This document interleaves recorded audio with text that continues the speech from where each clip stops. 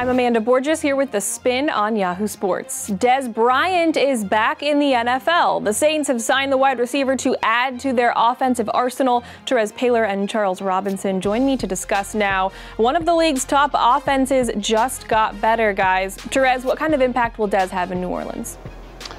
Well, I think if you look at the Saints offense, it's definitely geared around Drew Brees, Alvin Kamara, and the outstanding Michael Thomas. But there's also room for a secondary playmaker. Today's NFL is all about offense. We all know that. The rules have been slanted so heavily toward the offense that I think that the team that's going to win the Super Bowl is going to have a great offense, period. And what the Saints are doing is just fortifying that other outside spot across from Michael Thomas. You look at the stats for the other receivers they have, Ted Ginn, Tre'Quan Smith. There's room for improvement there, and there's some things that Dez Bryant still does well.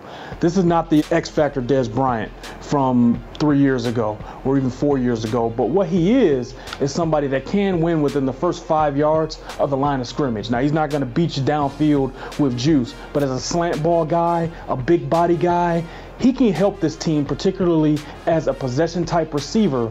And to me, he seems a little Marcus Colston-y. And for the Saints, I think that's a good thing. I think it's a low-risk signing, and I think it's a chance that helps, and I think it gives them a chance to make this offense better. Charles, why do you think this was the situation that finally worked out for Bryant?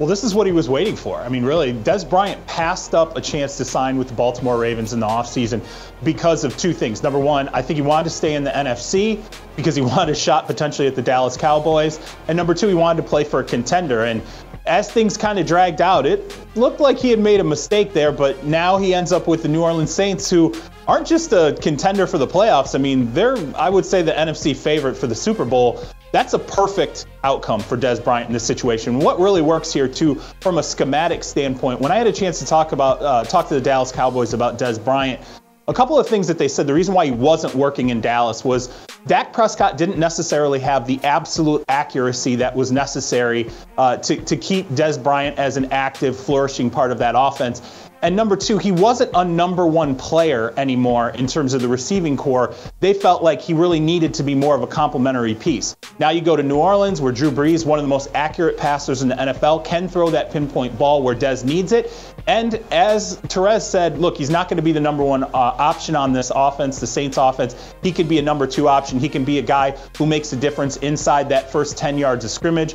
That's what the Saints need. That's what Dez brings. He gets his contender, works out for everybody. This is a late birthday gift for Bryant, who just turned 30 on Sunday, so we'll see if he can gift the Saints with a trip to the Super Bowl. Thank you very much, guys. For everything around the NFL, keep it locked right here on The Spin.